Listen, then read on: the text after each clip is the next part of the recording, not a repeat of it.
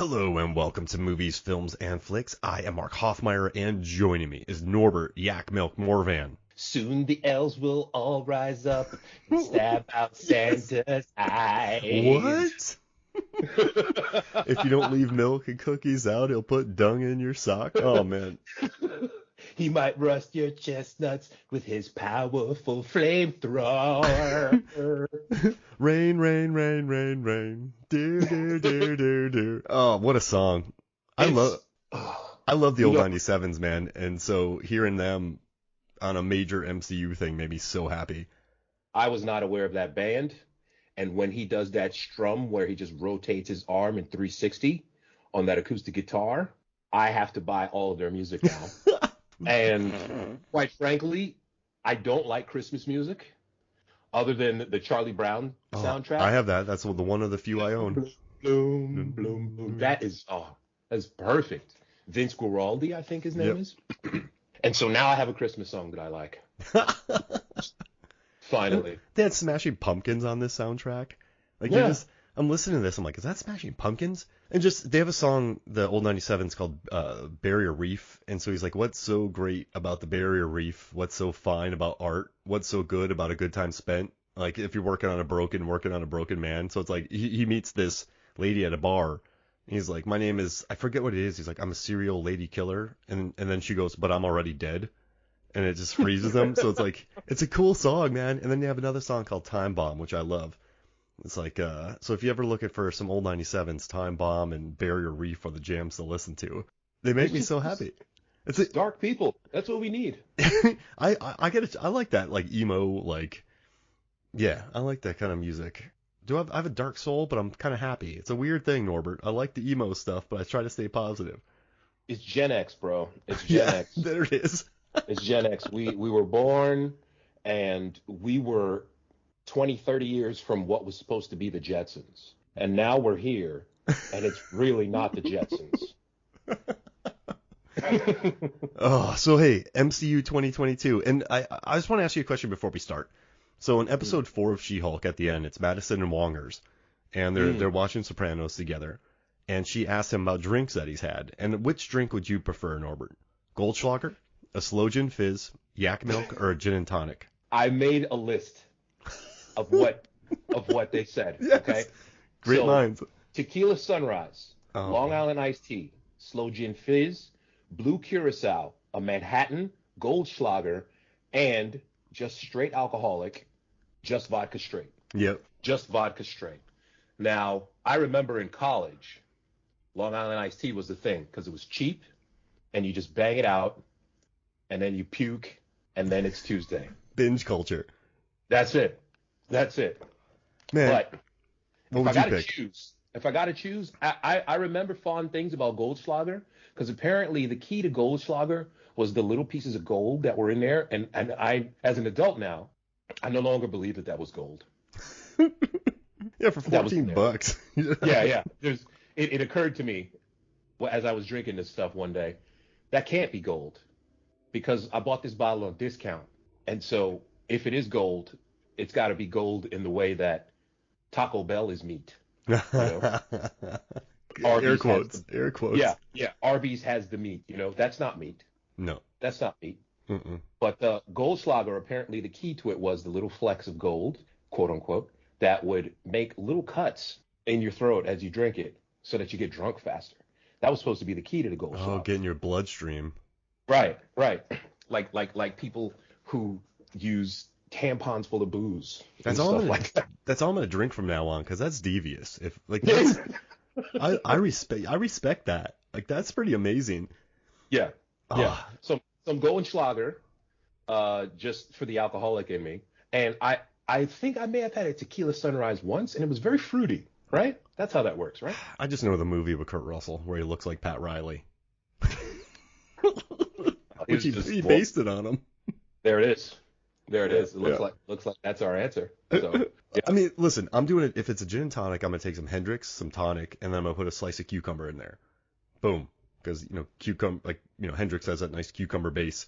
If I'm gonna pick any of those though, it's gonna be a Manhattan. But I'm gonna have some. Let's see, what am I gonna take? Some Amaro. So I'm gonna take some Amaro, I'm going to take some Luxardo cherries. I'm going Okay. to take some orange bitters and just some regular bitters. And then I'm going to pour 2 ounces of either Booker's, which is a very high proof whiskey that I love, or Nice. I'm going to take some Whistle Pig, which is another good whiskey right there. Not the 12-year, the 10-year. And then I'm going to pour it in because with my Manhattans, man, I like the alcohol being a little forward. I don't like getting the, like, you know what I mean? Like, if you're doing a drink, I don't want to get, yeah, you can't even taste it. Like, I don't want that. Yeah, right. Like, you're learning a lot about me on this one. Well, that was the problem with the Long Island iced tea because it was actually so full of well liquor, Yes.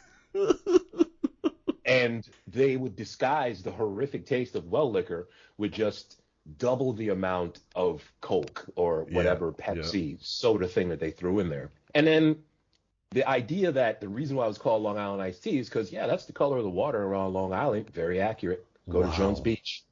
That's amazing. Go to Jones Beach. You're swimming in some brown water, you know? Oh, yeah. You're swimming in some brown water. These are the days. In college, I had a great friend, Johnny Party, and we're still friends. And we were in a band called Johnny Party and the Furious Funksters, and also the Brewskis. Nice. But he would do gin and tonics because he would look at me and be like, listen, you got the gin, you got the ice, and you got the tonic. You have 2 things hydrating you, and then some booze. So you're getting hydration while you're drinking. Like, that was his theory. I never ever saw him puke or absolutely plowed. So maybe he just had a wildly high tolerance, or he was putting it into plants next to me. But yeah, he hung in there, Johnny Party. The functional alcoholism is a Madison key. Oh yeah, yeah. The ability to be able to somehow maintain coherent thought while being just shit faced. I want to see Madison team up with Isla Fisher's character from a movie called Bachelorette Party. And in that movie, Isla Fisher's just an absolute tank. Like, she belly flops into a pool, and then she's like, that was amazing. And she's just keeps it. The amount of everything in her system would kill you and I. But I think, like, at the end of the battle at Avengers Endgame, she would still be walking around. So I want to see her. But, like, all right, so let's jump into it. So what we're going to do is 2022 was home to a lot of Marvel content. So we had Doctor Strange and the Multiverse of Madness, which opened on May 6th. We had Thor: Love and Thunder opening on July 8th. Well, in the United States, my apologies if I'm getting it wrong at other places. Then Black Panther: Wakanda Forever opened November 11th. Then we also have Moon Knight, which was March 30th. Miss Marvel, June 8th. She-Hulk, August 17th. And then we had the Guardians of the Galaxy special, and we also had the amazing Werewolf by Night opening up in October. And so I figured last year, I was like, hey, Norbert, let's just, like, talk about all of everything in one episode, and we ended up turning it into 2 episodes with the Disney Plus and the movies. So I figured this time let's just talk about our favorite scenes. Let's pitch our favorite moments. We don't have to do the entire sweeping year. But before we get into it, man, like 2021 I felt was an interesting year for the MCU because it's in 2021 when it finally exploded with content, I think.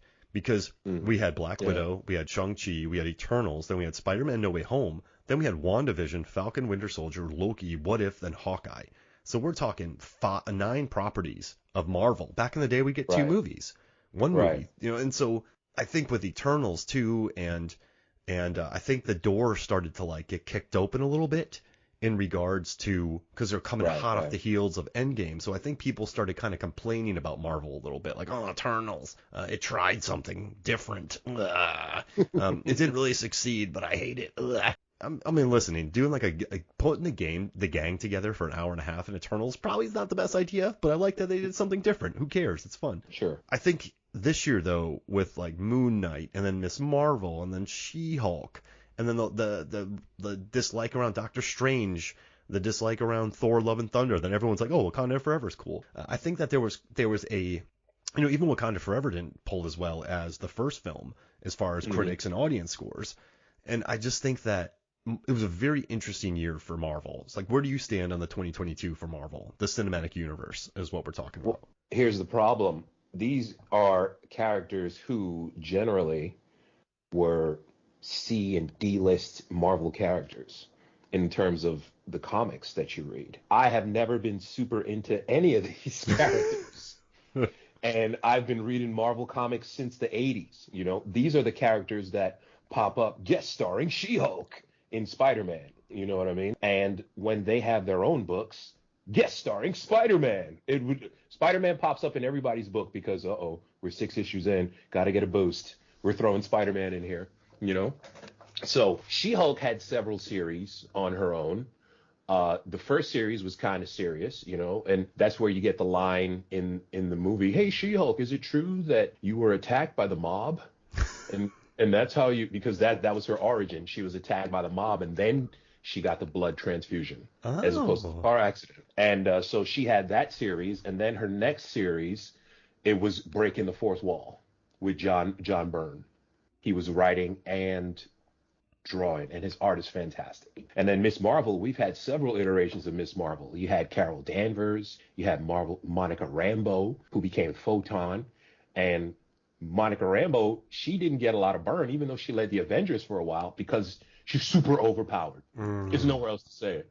There's nowhere else to say it. Like Thor, absolutely, he's got the power of God and he can do lightning, but Monica Rambeau just controls all spectrum of light and just generates power. In an unlimited fashion. It's like Superman, kind of. Yeah, she didn't have the invincibility and the super strength, but you couldn't stop her. You couldn't stop her. She debuted in Amazing Spider-Man. Sal Buscema drew her. Black Panther, those comics, I mean, you know, hot jungle action. You know what I mean? That came out in the 60s and 70s. So you got a lot of, you got a lot of problematic stuff, you know. And then M'Baku, thank God they changed him for the movies because he was just like Monkey Man in the comics. It was just, yeah, you know what I mean. And then you get Doctor Strange, and Doctor Strange is just Steve Ditko plus all the acid. Super trippy. Those comics are just trippy, and the art right now, if you take the words out of the panels and just splay the art all over your apartment, you would have a seizure because it's incredible, those things. Yeah. Werewolf by Night, you have Jerry Conway, my man, just writing some really weird stuff. You read those comics and he just loses it as a werewolf and just beats people up. But none of these were super popular, and so you get the burnout of the fact that, like you said, so many of these properties are coming out. The Disney Plus stuff is now making it go from 2 hours to like 12. Mm-hmm. So not only are we burned out of the characters that we really love, the Spider-Man, the Hulk, the Avengers, but now we're just getting these randos. Yeah.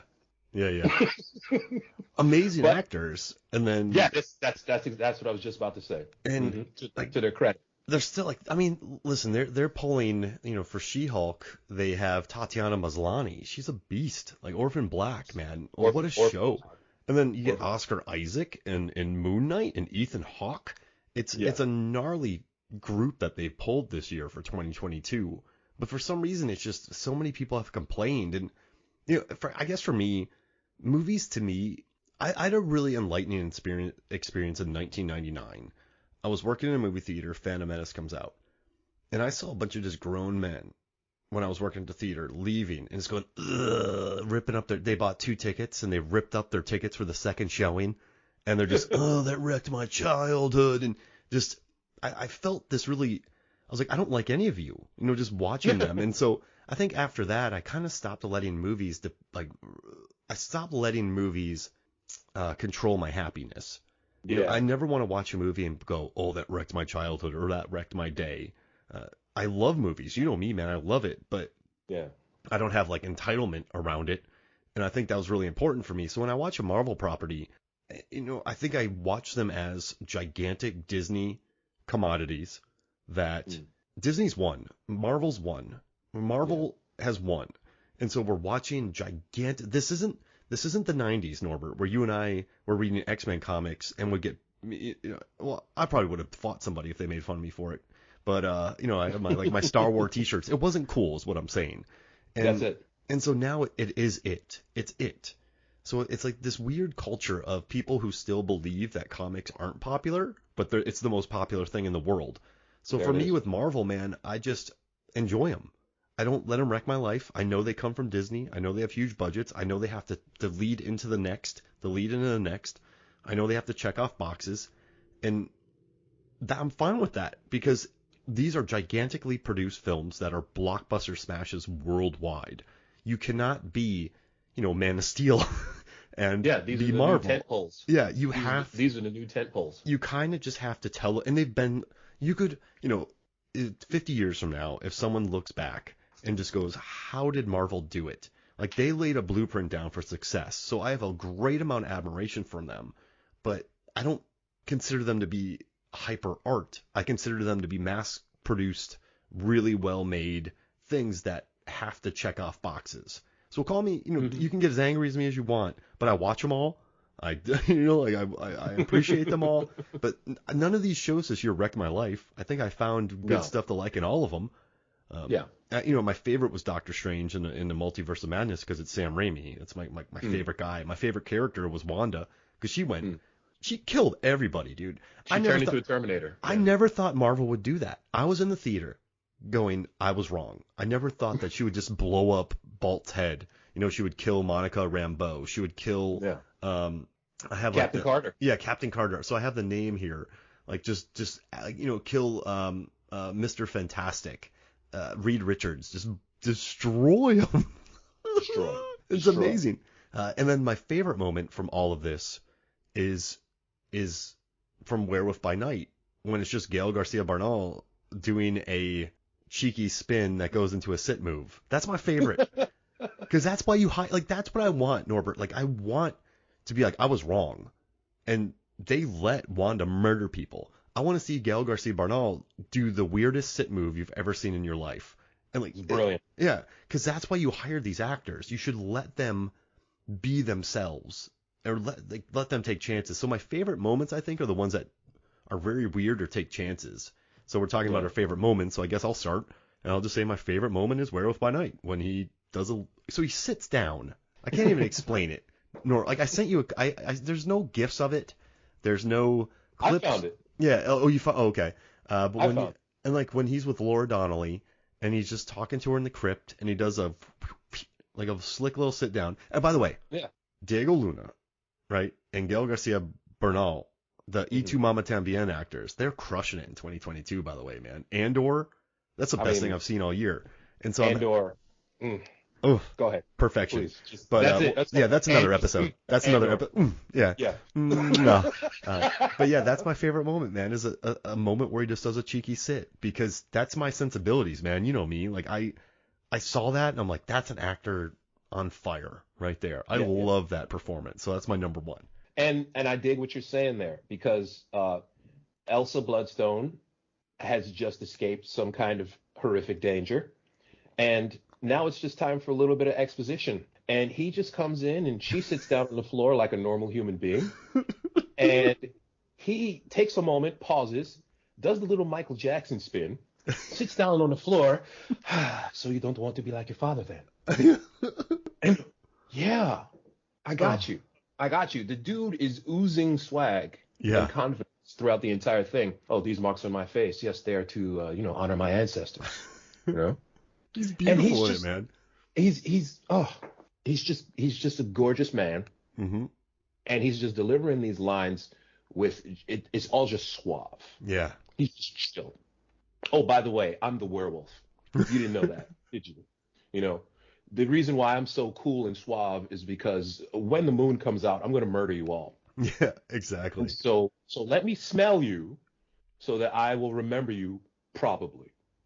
When I turn into this lupine beast. And good God, that was just so good when he finally does wolf out. Yeah. Because, look, man, 80s kids, that's what we are. Yeah. And in the 80s, there were two things you absolutely did not mess with: vampires and werewolves. Mm-mm. Because vampires, they don't sparkle, they don't run up trees and try to romance you, and werewolves will murder you. Dude, your best following any of those movies. There it is. You and I, Mark, we've been friends for just such a long time. And then, oh, sorry, Mark, I'm a werewolf now, so I'm going to eat your face. And that's just the way it is. Yeah. And so he's in the cage with her, and she's thinking, so I'm going to die now because I don't have superpowers. I'm Elsa Bloodstone. If I don't have the Bloodstone, I'm just Elsa. And I don't have the ice powers. You know what I'm saying? I'm not that Elsa. I'm just regular Elsa, with a creepy stepmom. Oh man, And it was just good. It was just good. Go ahead. And you know, a lot of people are saying that, oh, it's the most violent thing you'll ever see. And I'm like, well, for MCU it is. No, It's it's not. like, watch I Saw the Devil and you'll never be the same. So but I mean, for Marvel, it was fun to watch them embrace black and white. It was fun to watch them embrace the 1930s aesthetic of Frankenstein, Dracula, go back to the pulpy creature features that Universal was pumping out. And The title card, yeah, absolutely. and So and cool. and I'm telling you, man, just that sit down scene. You're gonna hate me, but I feel like it had more character than about 17 full MCU movies. Just that one sitting down scene. You're not wrong. You're not wrong. These things have, for what it's worth, no matter how you feel about Joss Whedon, he's left his stamp Hmm. on the entire MCU. And the first MCU movie is Iron Man. That's not Joss Whedon at all. Yep. But the banter will pop up. The Whedon banter, the Whedon-esque banter will pop up. And Garcia Bernal, mwah, got it. Yeah, dude, just I just love watching him and Luna blow up in 2022. You know, Motorcycle Diaries. You know, just watching these guys, and now they're in just two really cool pieces of filmmaking. It makes me so happy to see There it them is. blowing up right now. So that's my number one, man. That's my favorite moment of 2022 MCU properties, is a moment involving someone sitting down. Okay, okay.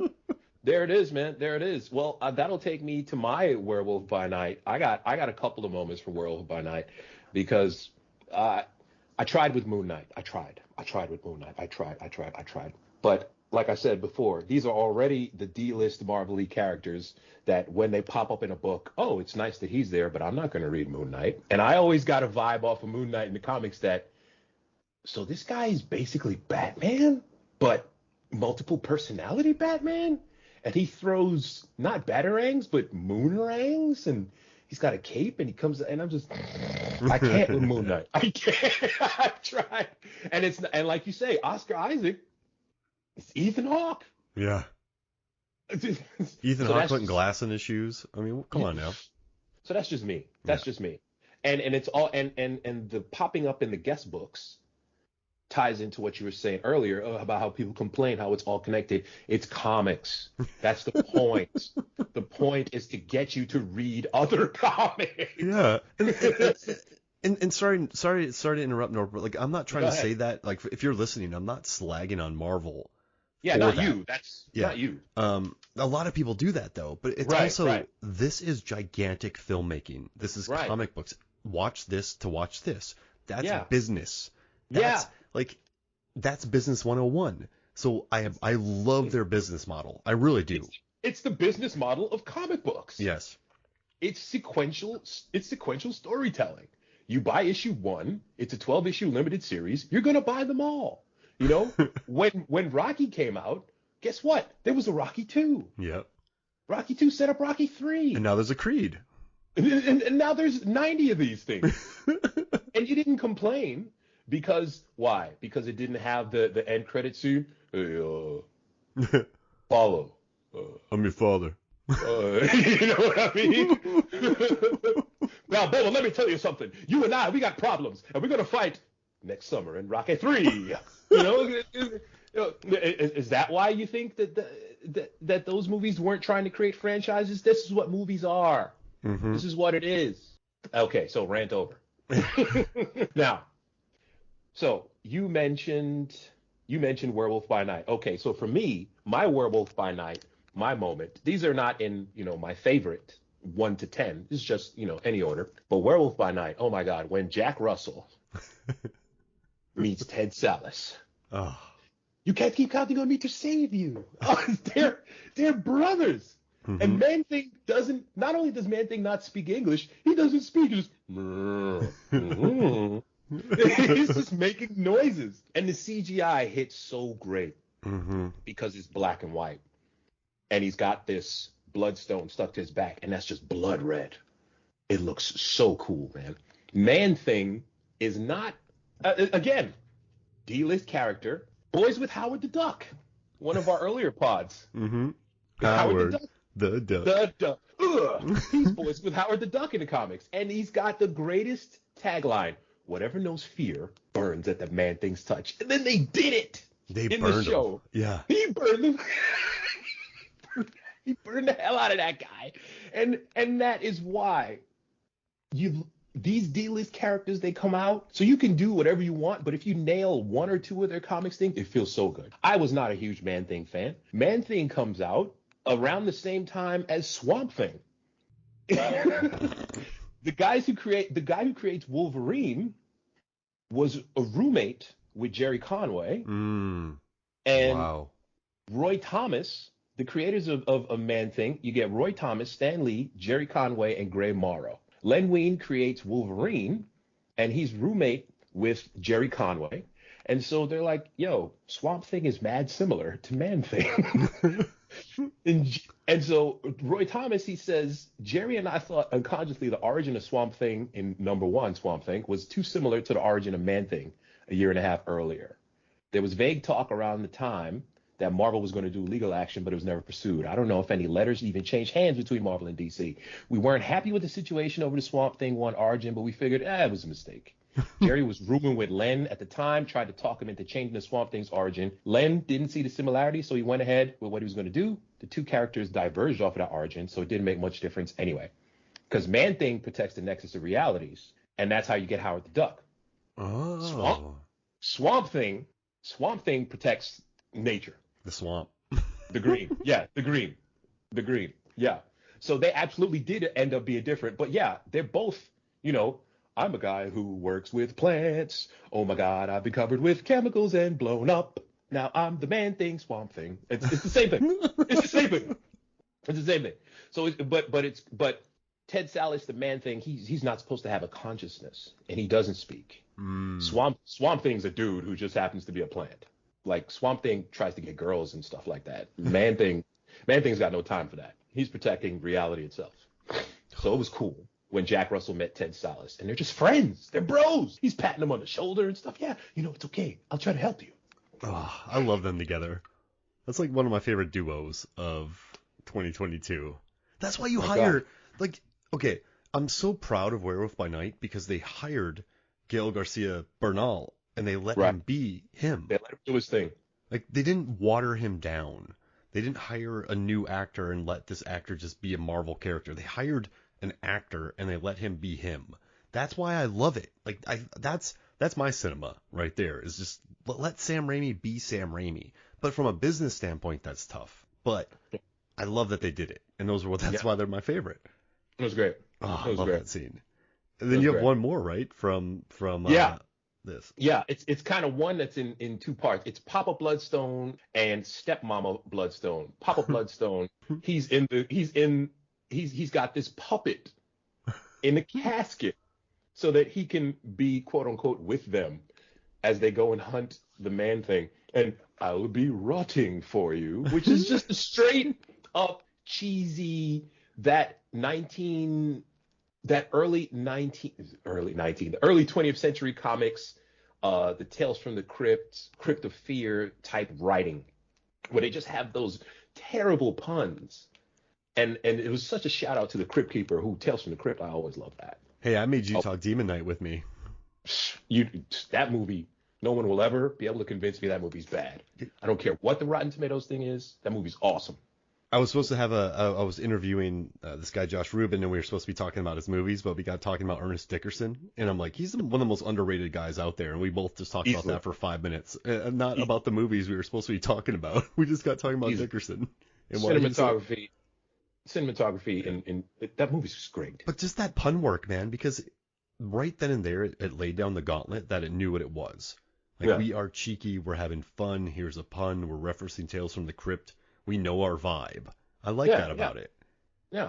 The intro before the credits, that's a homage to the old CBS Saturday Night Movie special, that they just managed to just incorporate into these Marvel things. Because they're aware. Don't take this so seriously. Yeah, exactly. Comic books, bro. Relax. Oh, well, in issue 5, actually, Elsa Bloodstone's costume was not actually blood red, but more of a chartreuse. Shut up. How about that? And then Verussa Bloodstone, as she's dropping Papa Bloodstone's resume, he's a lover without equal. Yeah. She just drops that nasty. I love Whoop. Harriet Sansom Harris. I don't know if you saw it. I don't even know if you want to watch the whole movie, but if you just type in Harriet Sansom Harris licorice pizza, she's in it for 5 minutes and she steals the entire show. So just Nailed type it. that in, and she's hilarious in it. And I love her in this. Like, I saw her in this, I was like, wait, Harriet Sansom Harris is like third on the list of an MCU property? Like, that's another reason to love this. Mm. Ah, They she's a pop lo- these pe- they pop these people into these movies, and until now, so many of these actors, their career was deadly serious. Yeah. For a good majority of them, they're working in theater, live theater. They're doing mostly dramas, and then you get a chance to put on a costume and hang out with a bunch of monster bounty hunters and a puppet in a oh my God, what do you call it? A coffin. A puppet in a coffin. Yeah, I'm gonna bug out. Yeah. I'm gonna enjoy myself. And because the actors are so good, they do know how to just throw in that bit of nuance. What was that movie? The Muppet Christmas Carol? Yeah. Michael Caine. And you get Michael Caine, okay?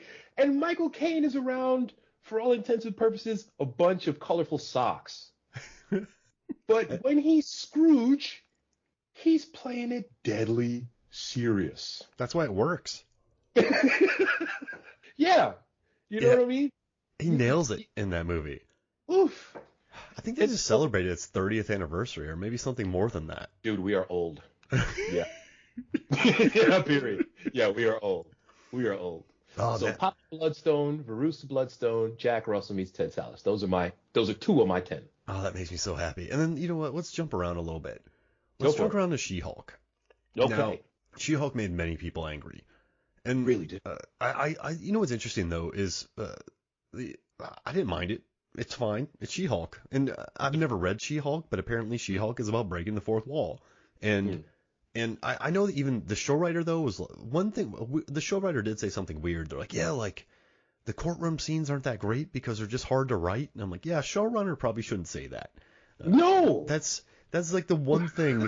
So when they were doing honest trailers for it, I watched it, and she was like, yeah, like they're just hard. I'm like, ooh, don't say that, showrunner. But you have Tatiana Maslany. Also, episode 4 is my favorite. I think it peaks at episode 4 with Johnny Blaze, and just oh my gosh, and just Wong, just hating life, and Donnie Blaze. I'm sorry, Donnie Blaze and Wong Blaze. talking about The Sopranos with Patty Guggenheim, who plays Madison. With a Y and 2 N's, 2 Y's and 2 N's, like, but you don't know where. That's such a cheeky episode. But my favorite part about Madison is that it's the type of character who I think would be such a throwaway. Like, you just get rid of her. Like, she's an idiot. But they send her into a demon planet, and she survives. Right. And she goes, at first it was fun, then scary, then fun again, then spooky in a fun way. And then she survives. And she's like, yeah, I guess I made a deal with a demon. And then she's just hanging out with Wongers talking about gin and tonics. Just the coolest character, like having fun, like just wrecking Sopranos. But her character, once again, was such like I feel like if this was the late 80s, early 90s, late 90s, early 2000s, her character would be such a trope. But watching her in this, like, I think she's more of a superhero than most of the superheroes. Like, she could survive a weekend in Atlantic City drinking nothing but Red Bulls and vodka. Like, and she would still be on her feet. You and I would drink water, and she would drink all those, and she would be better off than us on a Monday. Like, just like she's this absolute monster. But when she said at first it was fun, then scary, then fun again, then spooky, but in a fun way. Like, I was like, wait, she survived a demon planet? Like, I want that movie. That's the movie I want. And whenever someone explains that, and she never came back. Like, that's so brilliant that they just. It's like the Jackie Daytona episode on What We Do in the Shadows. They're not bringing him back. Like, they don't want to bring him back because he's so perfect. So I just love that Madison popped in, was awesome. We never saw her again.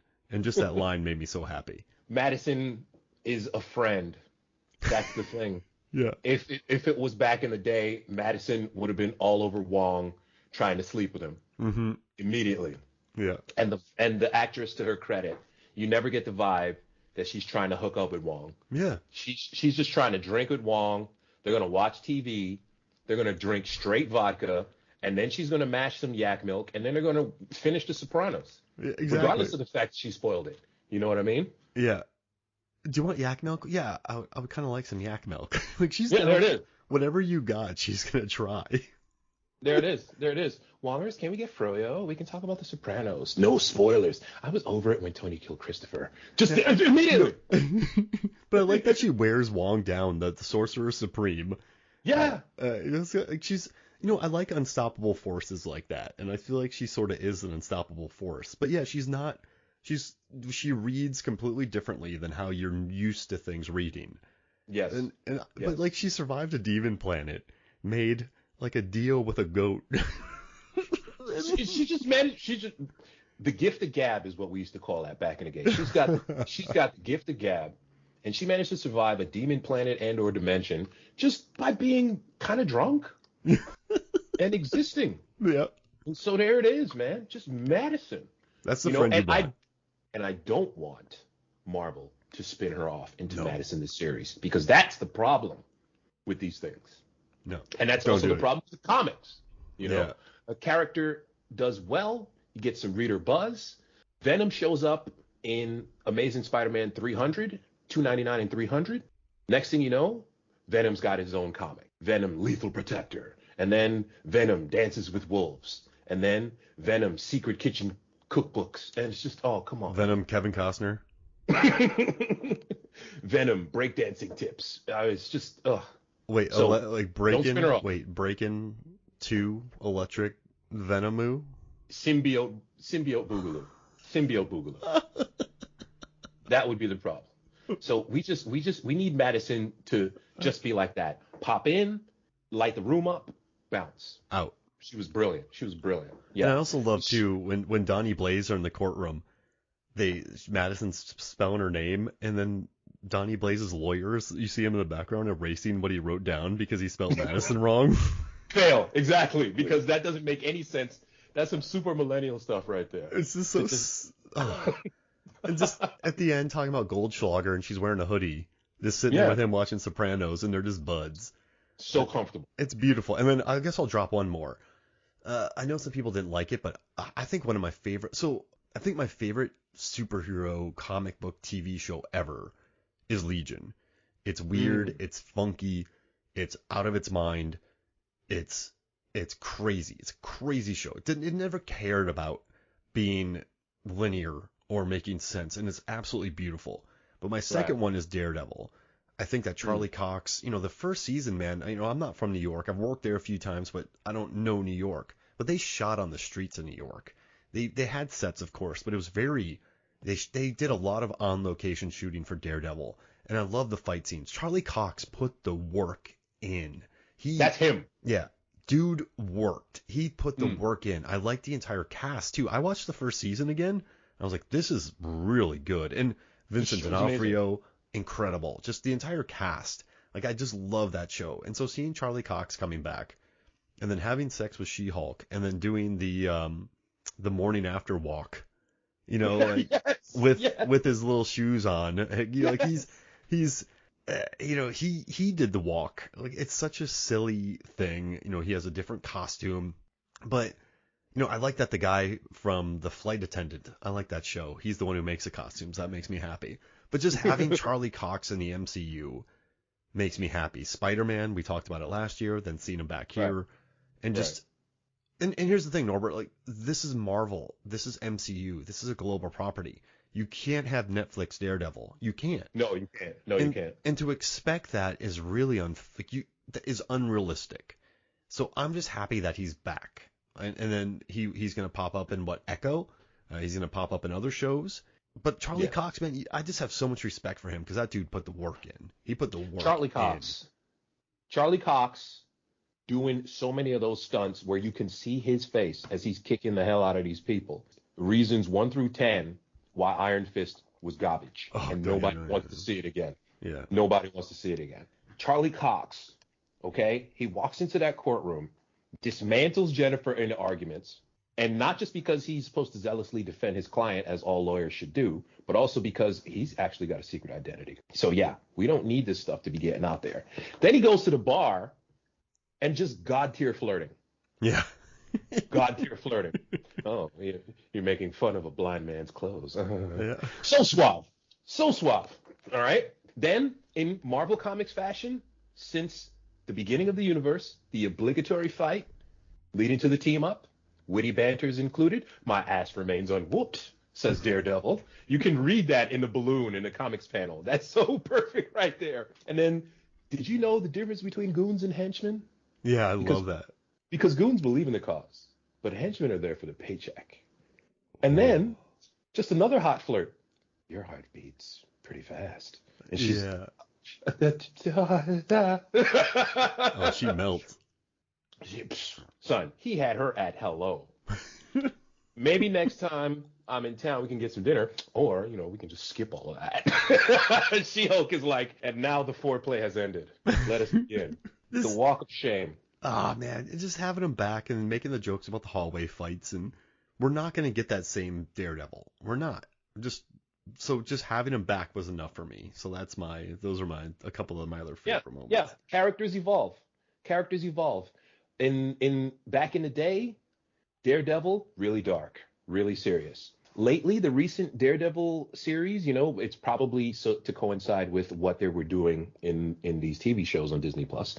He kind of lightened up a bit, and he's always had moments of being snarky dude. He's from Manhattan, So he's always going to have these jokes. He's a bit snarky too, The way that the fight went down with him and the Punisher in the comics was very ssimilar to what happened in the Punisher series with him and Daredevil. Or was that the Daredevil? Man. That was Daredevil season 3 or 2. Yeah. Right. Because Bullseye was 3. Bullseye. Yeah. Okay. What a show. Elektra, dude. Elektra was awesome. It was cool. It was cool. Yeah. There was also, the witty banter was there even, and so the characters are evolving and things are getting better. She-Hulk and the courtroom scenes, again, her first series, she was just, I am a superhero. And then the second series, she's breaking the fourth wall. And after that, it gets picked up in 2004. And in 2004, that's when the courtroom stuff begins. And so for the showrunner to say the courtroom scenes are hard, dude, you got all of Perry Mason. Yeah, it was. You got 20 years of Law and Order. If I was Kevin Feige and I read that, I'd be like, you're fired. Yeah. Just straight up, you're fired. But you are a showrunner. Yeah, you're fired. You're fired. And I'm not making this up. There's an actual quote.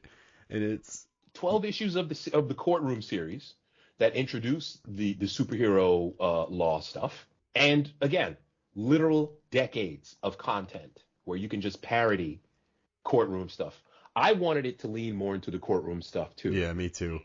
I wanted it to lean more into the courtroom stuff too. Anything that's wrong with this show is not on the actors. No. Dude, Maslany's a beast.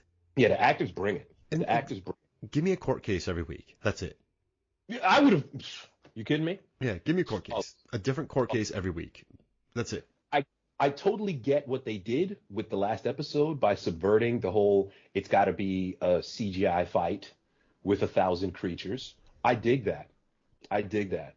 But at the same time, they made the Illuminati, it ended up being not important.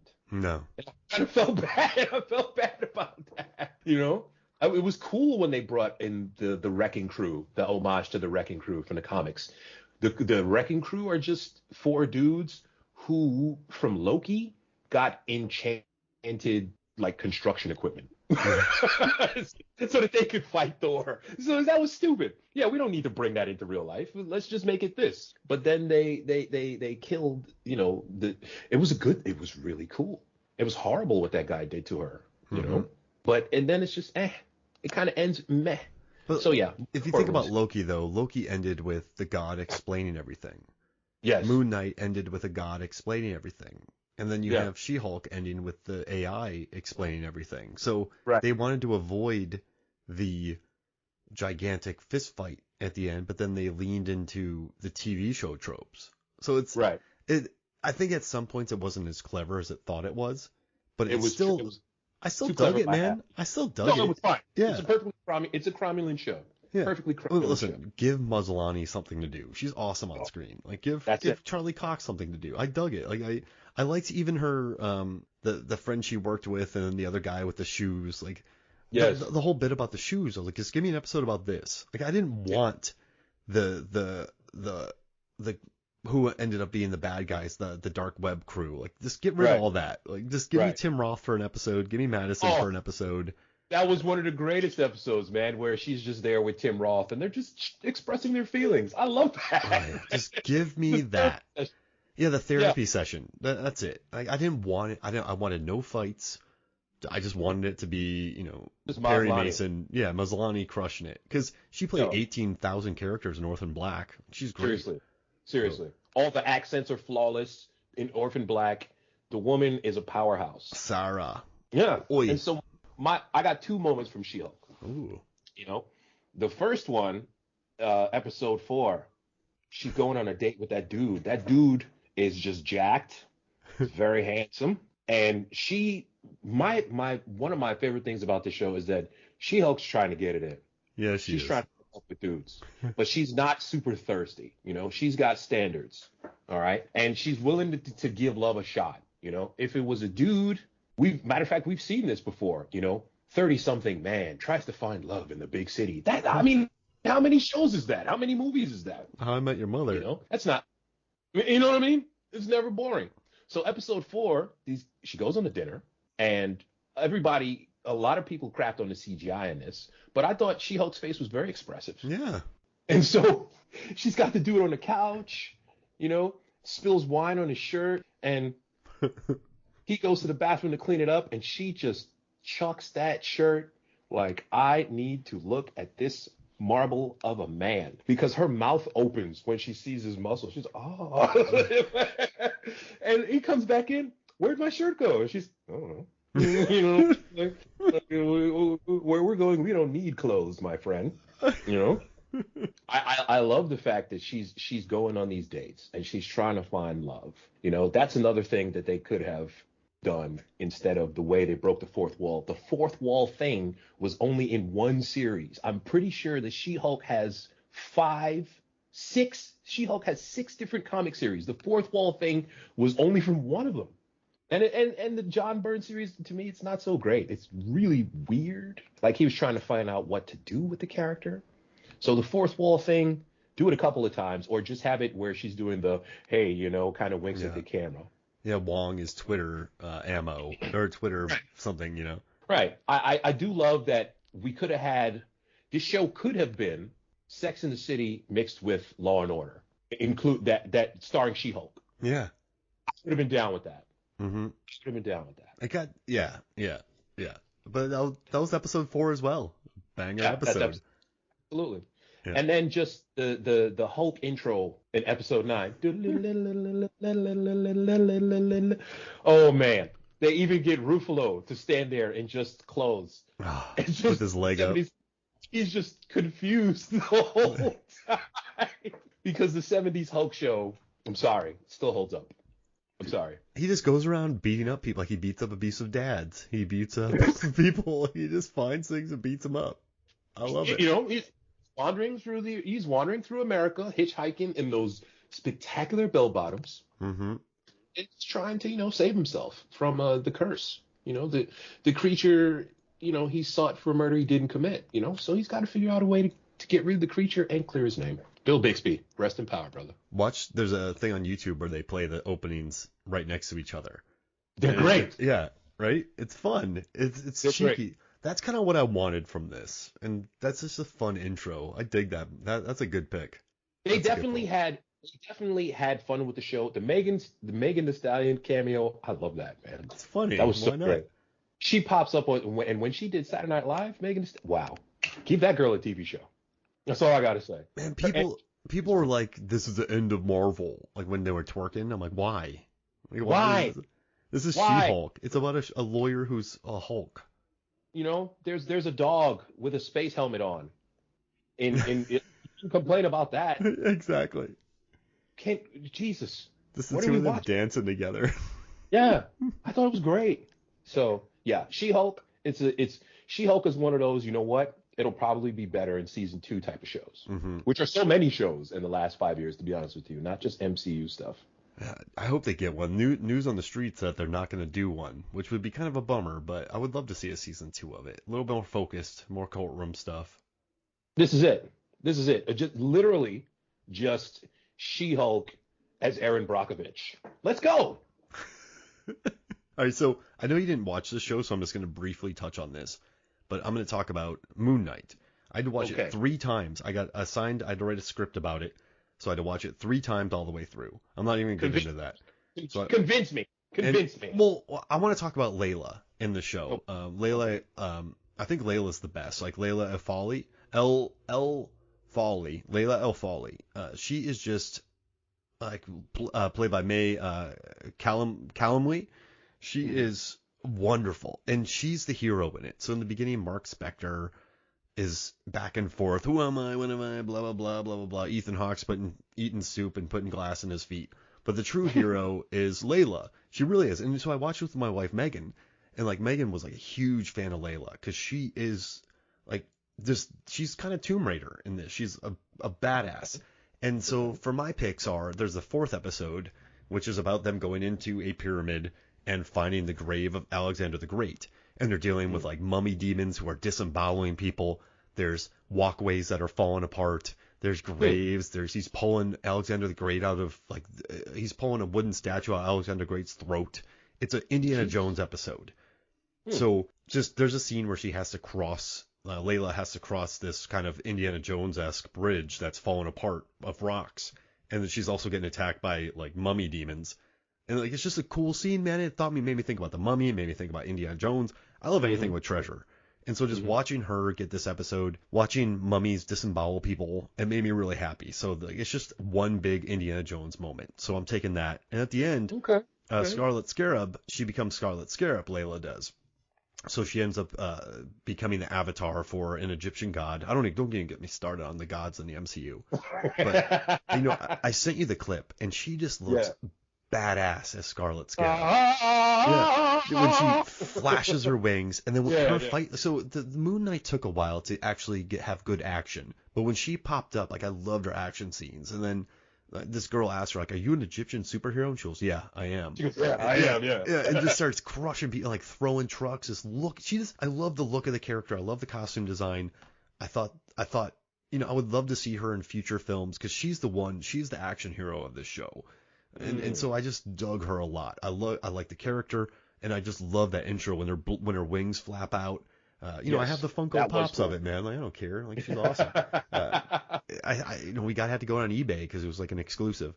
But I think she's cool, man. Like, I like the performance. I like the costume. Megan was a huge fan of hers, and it's just, I don't know, man, it's a character I want to see more of. Like it's like an Indiana Jones. I love Tomb Raider movies. I love Indiana Jones movies. And so now you have a superhero who hunts after treasure. Like that's my ideal superhero.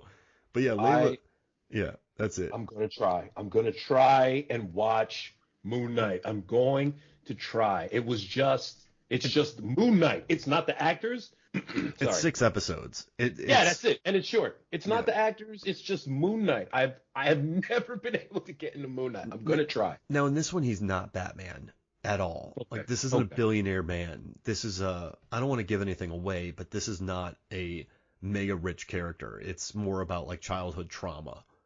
And you go into the Egyptian afterlife. You have Ethan Hawke eating soup.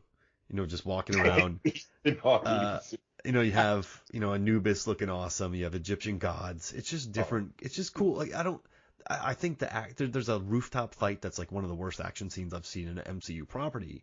But once Layla gets going, man, and once you get giant Moon Knight and a giant crocodile fighting each other, gigantic, and, the logic doesn't make sense at all. Mm-hmm. Because, so, I don't know, what was it? Anubis.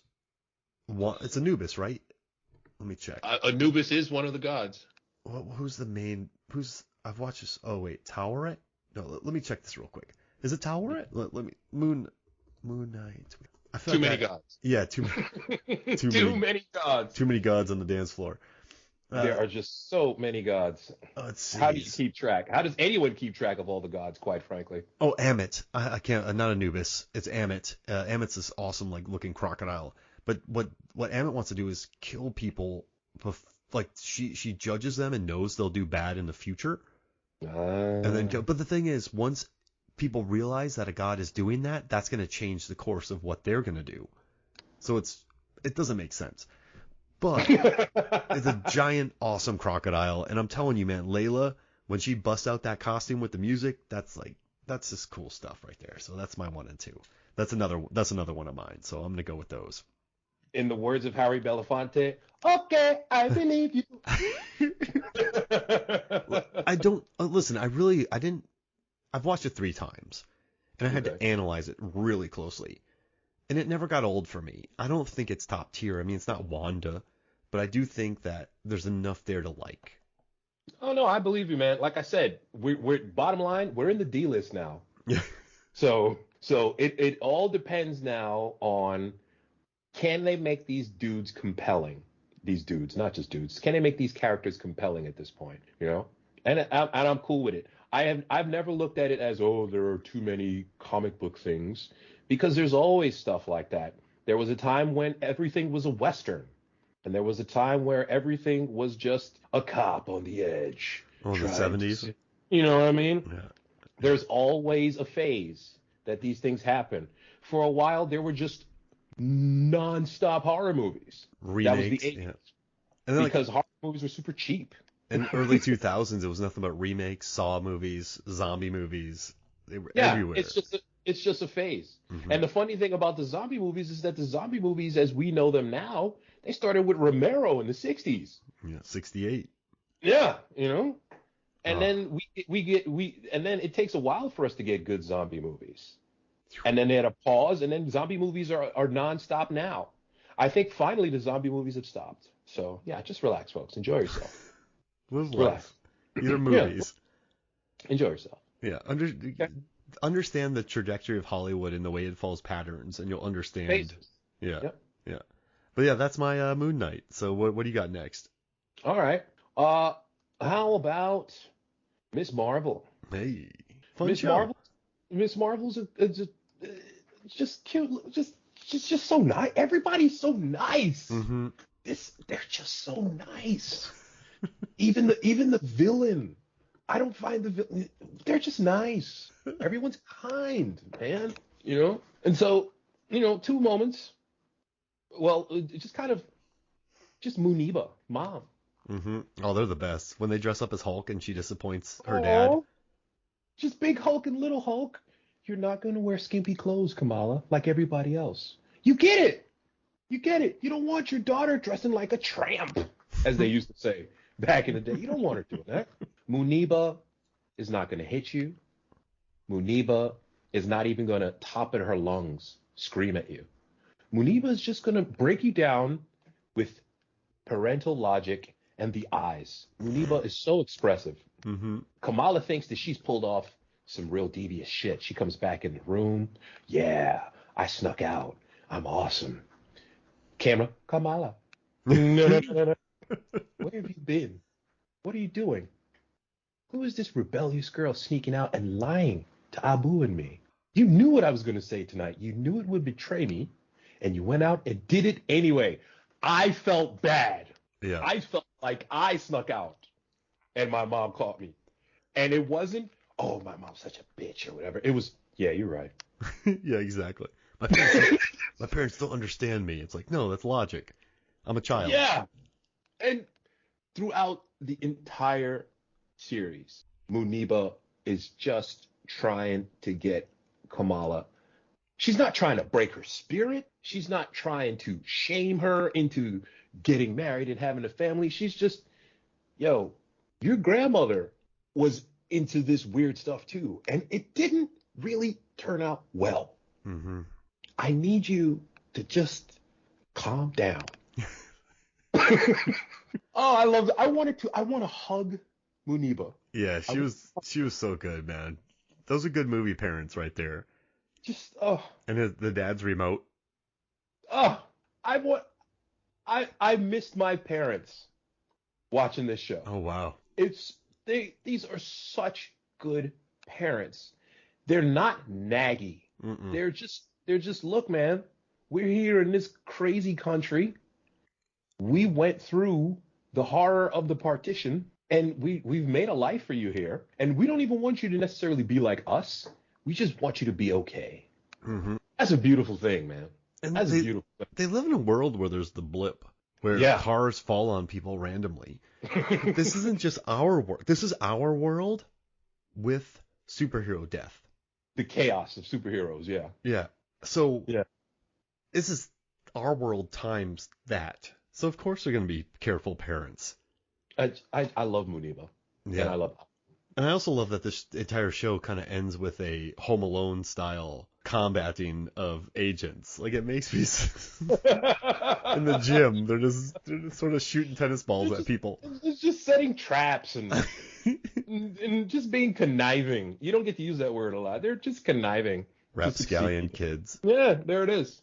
Yeah. So just Muniba, and then Kamala just straight Back to the Future is it, Yeah. and helps her mom find her father during the partition at that train station. And credit the people that made this show. This show is usually just bright and colorful, and then you get that partition scene, and oh man, it's just post-apocalyptic. Yeah. The colors, it is dark, it is scary. If you have a soul, you feel like, oh my God, the world is ending for these people. And then Kamala, look, I don't do stars, but I do steps. And that darkness is shattered with those little steps that oh man, this show, okay? This, again, we're in the D list of the Marvel characters, but this, oh man, this whole series is not about bow, biff, pow, biff, sock. It's about, this is feelings, Miss Marvel. It's feeling. And I was really, really feeling it. Yeah, I had a good time. It was kind of wild watching this, because you go from gods wanting to destroy the world to Miss Marvel, and it takes such a nice little turn where you can just sort of enjoy a show, and I dug that about it. It's cool. Like, it's it's just something different, and I'm happy that Marvel finally, like, maybe I'm not gonna say took a chance, embraced kind of bringing in some more diversity, and I love the music too, man. Like, whenever a song popped on, I was like, what is this song? I'm going to build a Spotify playlist out of this. No, man, but I dig it. Yeah, I'm so happy that you included that. That's cool. Is it just, and the villain, the villain just wants to go home. That's it. Get me out of here. The villain wants to go home. If you go home, you're going to destroy the world. Well, I'm sorry, but I'm going home. Yep. I'm done with this. I'm a genie and I want to go home. Oh yeah, bringing gins into it. Heck yeah. Okay. So we already talked about the first song in the Guardians special, so I'm not going to do that one. That's one of my favorites. But I'm going to talk about Black Panther: Wakanda Forever. And there's two moments that I love. Okay. And listen, first of all, Ryan Coogler had to celebrate and mourn the life and death of Chadwick Boseman. Jesus. Then he had to give enough screen time for all of the characters that were in Black Panther that were beloved. Right. Then he had to introduce another world. He had to bring in Namor. Like, he had... Yes. He couldn't just tell one movie. He had to... This dude juggled. And I think that he really pulled it off. And so my favorite moments, though, are not, like, super serious scenes. I just love when there's I don't want to spoil too much, but when an orca catapults somebody into the air to fly onto a ship. I was like, me, man, I love catapults. And so I'm like, a killer whale just shot somebody into the air onto a boat. I was like, life doesn't get any better than that. So that's my one. And then my number two is I love the attack at sea when Namor and his crew first attack. Like, so they're underwater. Yeah, they're underwater. They're looking for the vibranium. It's very, like, underwater in their suits. They disappear, and then they sing a song. These guys start jumping off of their boats, and then Lake Bell goes full action hero. Lake Bell, yes. Yeah, I like action hero Lake Bell. She was awesome. She was cool. Yeah. Like, we'll never see more of her, but I thought she was really good in this movie. She's doomed. Yeah. And so, like, watching her do that, and then the helicopter, then Namor flying, and just the whole the mystery to it, and just watching them just kill too. Murder. Like, the number one thing I like about Black Panther: Wakanda Forever is that for once violence isn't treated cheekily. Whenever violence happens on screen in this movie, you're going, this is unnecessary. Yeah. When the two, countries are battling each other and they're killing each other, you're like, guys, you don't have to do this. Yeah. Yeah. Yeah. None of the violence is ever pretty. It's always ugly. And I think that's the first time that Marvel's ever shown that That is correct. in a movie ever. Because I was watching going, this is pointless. I was like, stop killing each other. I've never had that feeling during a Marvel movie. And so, but those are my two scenes. Is the attack at sea. I like, it was just weird seeing action hero Lake Bell. And then it was awesome seeing a killer whale catapult somebody in the air. So those are my two moments for Black Panther. That's what's up, man. That's what's up. Namor and Shuri, they talk. Shuri. Namor and Shuri, they talk. And basically the conversation is, look, man, y'all have vibranium. We have vibranium. Y'all had to avoid just the conquerors and the colonizers. We literally went under the sea where the seaweed is always greener in somebody else's lake because we had to avoid the Spanish and their smallpox and just the burning of stuff. Yeah. So why should we beef? Do I want to kill everybody? Yes, Shuri, I do. But, look what they did. So again, you get that Killmonger thing where, he's not wrong. Yeah. And so then you deal with the underlying politics of the fact that these two marginalized groups who should be working together to combat the overseer, the boss, they're pitted against each other instead of realizing who the actual enemy is. Absolutely. So that's underlying there the whole time. It's just, oof. The movie's got layers, man. It's 2.5 hours, but the movie's got layers. The acting is, oof. Listen, Angela Bassett shows once again how she has been underutilized by Hollywood. It blows my mind. What's love got to do with it, right? And then yeah.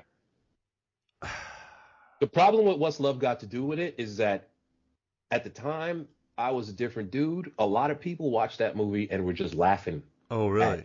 At what was going on, unfortunately. Okay. Because what's his name? Lawrence Fishburne. Yo, his Ike Turner was a clown in that movie, man. He was more of a clown. The accent and the cocaine, it was a lot. And Angela Bassett's trying to bring dignity and just, look, eat the cake, Anna Mae. Eat the cake. And people are just joking. And, oh, Lawrence Fishburne's hilarious. And I watched that as an adult now and just, oh, my God. Oh, my God. So this is the problem with that movie and with Angela Bassett not getting the respect that she deserves. Because of that performance across, yeah. She's the queen, period. She's always been this. She brings it in every single movie she has ever been in. She is never whack. Never. And you look at her now, and how the hell is it that Angela Bassett in What's Love Got to Do with It and Angela Bassett in Wakanda Forever have the exact same face? The exact same bullshit. It made me want to work out because her shoulders in Black Panther in Wakanda Forever, and listen, she's I was like, what is happening? This is crazy. The woman is an icon. She is a goddess. And her arms in What's Love Got to Do with It, you think they're serious now? Just get a glance at her as Tina Turner. She's got bis, tris, forearms. Angela Bassett, give her an Oscar.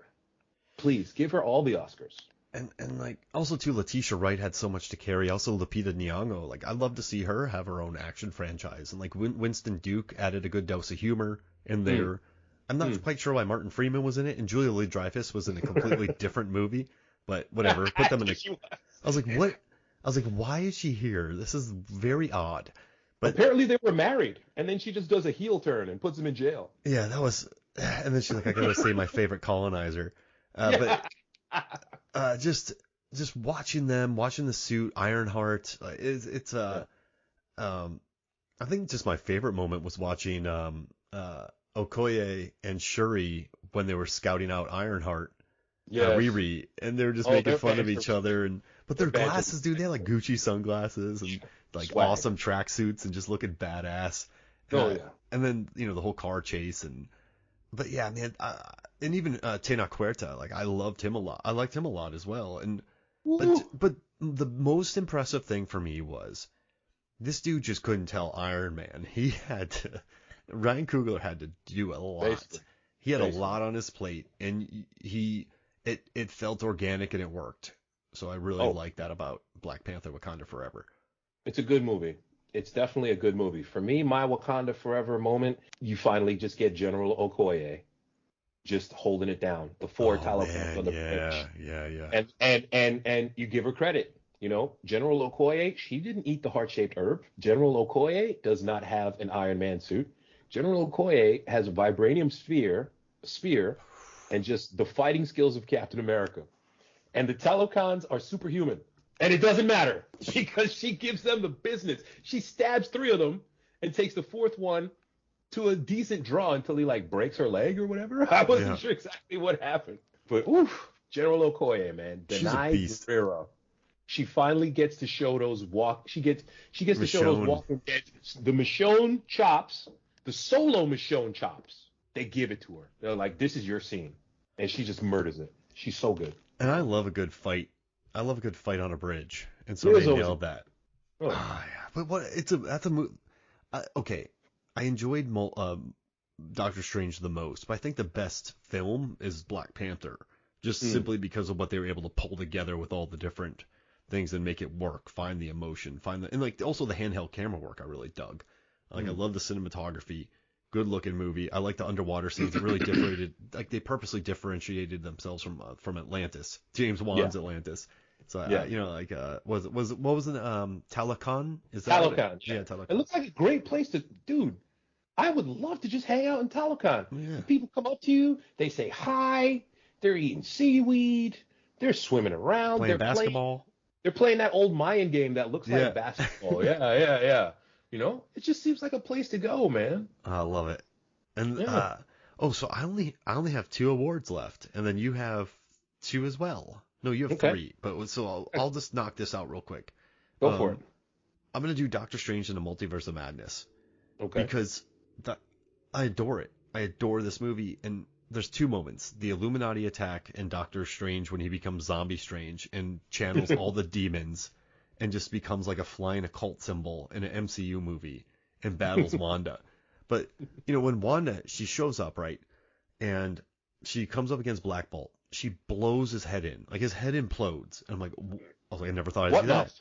Yeah, And just what mouth? and then Yeah. Reed Richards, this gets stretched into a Twizzler Spaghetti. and Yeah, spaghetti. absolutely Yeah. destroyed. Then Yeah. Captain Carter gets cut in half. Cut in half. In half. Peggy's big moment. And then Maria Rambeau, Captain Marvel, she just gets crushed by the heaviest metal statue ever. Monica Rambeau dies, yes. And it just leaves Wanda with a scar on her face, limping, broken. And, if you think about Wanda, and I know this episode's going for a while, but if you think about Wanda, her parents were killed by Tony Stark. Then she was imprisoned, given powers, kind of driven crazy. Then her brother dies. Then Captain America takes her on a mission before she's ready. She kills some people. Then they put her on house arrest. And then she falls in love with a guy who's there for her. But then he's killed. And then she's like mourning, comes up with these kids, and him loses them. Of course she's going to become what she has. Yeah. I have my daughter. Like, I can't even imagine. I've lost 1/1000th of the things she's lost. And I could clearly see her in this. But I love that she goes full Terminator. And Olsen just crushes it, man. She has such a presence on screen. Marvel's lucky with her and Benedict Cumberbatch. But yeah, just watching that scene and just watching her destroy the Illuminati. And they let people die. They let things get violent. They brought in an occult zombie who wakes up with full on Sam Raimi eyes. Yes. Has a music fight, whatever, and then he gets demon arms. Like it's insane, and I like that they went for it. So those are my 2 moments.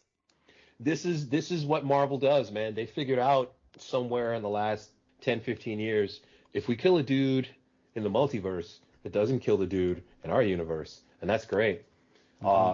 It kind of starts with Days of Future Past in the comic books. In the comic books, Days of Future Past is just 2 issues in the actual Uncanny X-Men series.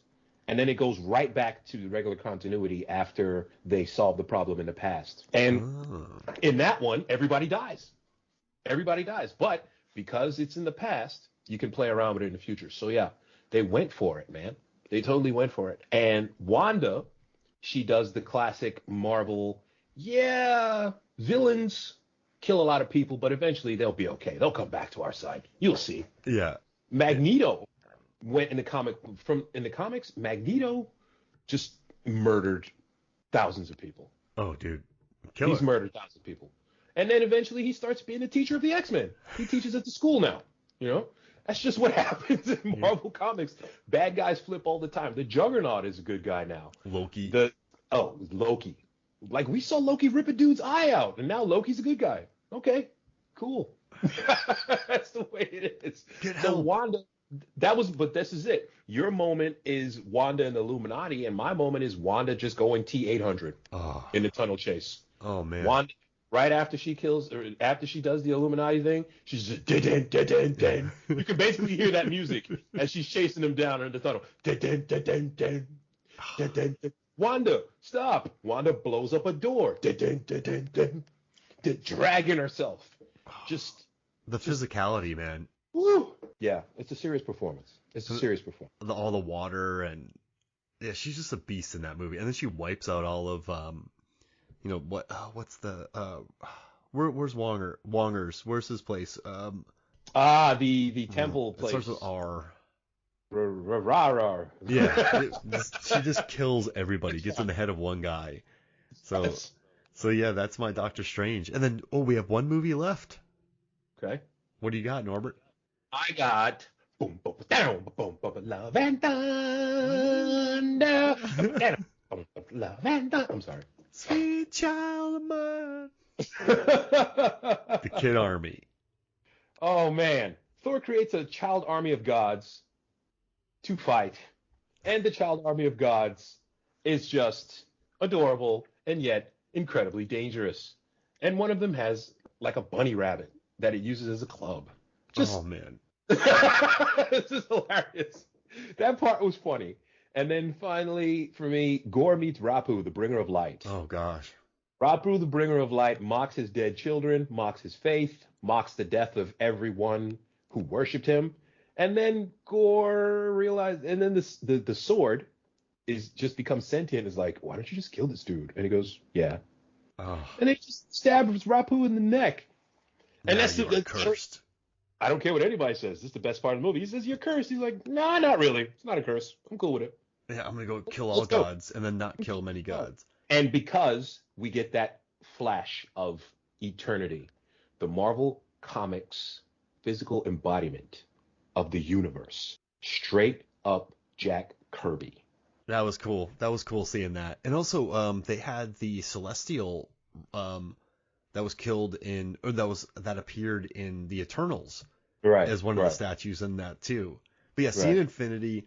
Listen, I feel bad for Christian Bale because he's not in this movie. He's in a different movie entirely. He's the Julia Louis-Dreyfus in this movie. He's in something else completely, but he nails it. Like he acts his face off. And just watching him with his son dies, and then killing the god, you're like, man, this movie's gonna be good. We needed, the same way She-Hulk needed more courtroom stuff, we needed to see Gorr just rampaging against these gods. Because that's the threat, man. Like exactly. Like remember watching Killmonger kill his girlfriend and kill Ulysses, and that's what you need. And then instead of him fighting, he sends shadow monsters, and you're going, like, why? Like I don't know. I don't get it. Like I don't. Why is there a shadow monster? Like just have Gorr murder everybody. This is it. This is it. And okay, we get it. You don't want Gorr to fight them 17 times and then this time they defeat Gorr with the power of love. I got you. Let's just see Gorr killing some of these rando gods. He already killed Rando God 1. Yeah. Let's and while Thor is bantering with the love of his life, we cut away to Gorr slaughtering God. Exactly. and that would have made it so much more interesting because Thor's having all these stupid issues, and then while he's dealing with his issues, Gorr's just murdering people. So then he's like, crap, I have to grow up. And it's and then And then finally, Gore kills a god that Thor knows. Oh yeah, I remember Steve. Yeah, He got rich. Steve was the god of backyard barbecue. Steve's dead? What? Guy cut his head off? What? Who's gonna work my Traeger grill? Oh man, he killed the god of electric guitar. Really? Who's gonna play Guns N' Roses? Let's do that. Man, after the year I had with all of Natalie Portman's dealings in that movie, and I don't know, but the things I like most about that movie, I thought Valkyrie looked awesome. Her costume was cool. Tessa Thompson got huge for it, but they didn't let her do much. I don't even think she came on the final mission. This could be one of the reasons why people are saying, okay, Taika? Yeah. Okay, Taika, you good job. 1,000. A little too much of the witty banter this time, possibly. I think, What We Do in the Shadows is great. Hunt for the Wilder People, Jojo Rabbit. I mean, the guy's an Oscar winner. Thor Ragnarok, I adore. Yeah. I just think he was a little too satisfied with himself here, and came back for the money. He was Gus Van Sant in Jay and Silent Bob Strike Back, directing Good Will Hunting 2 and just counting his money. We didn't get enough gore. That's always been my only complaint about this movie. Needed more gore. You have Natalie Portman, Tessa Thompson, Christian Bale, and then you make Thor: Love and Thunder. Yeah. This is it. I still had fun with it. It didn't wreck my life. Yeah. I walked out going, that was fun. That's the synopsis for this entire episode. This year's crop of the MCU. Yeah, it's fine. Yeah. It's fine. It's good. You're invested, so you might as well keep going. And the end of Phase 4 was the holiday episode, the Guardians of the Galaxy Christmas episode. So everything's going to kick into gear. One of the reasons too why this phase of the MCU was kind of okay. They got to introduce the new characters, give them the backstory, because they're not really connected to what was going on in Endgame, beyond the fact that they may or may not have been victims of the blip.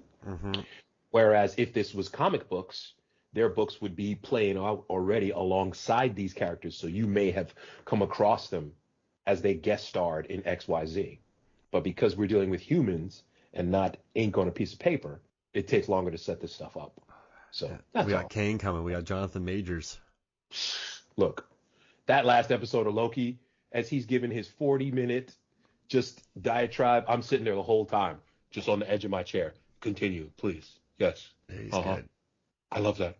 So I can't wait for him. We just watched a movie with him called Devotion. It's him and Glenn Powell, and it's a Korean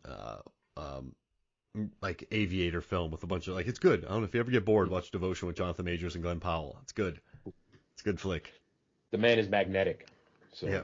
Hey, listen. I'm gonna say this, and everyone's gonna be like, "Oh, Mark said it again." I watched The Last Black Man in San Francisco, and I went, "That dude." I was like, "That dude's got it."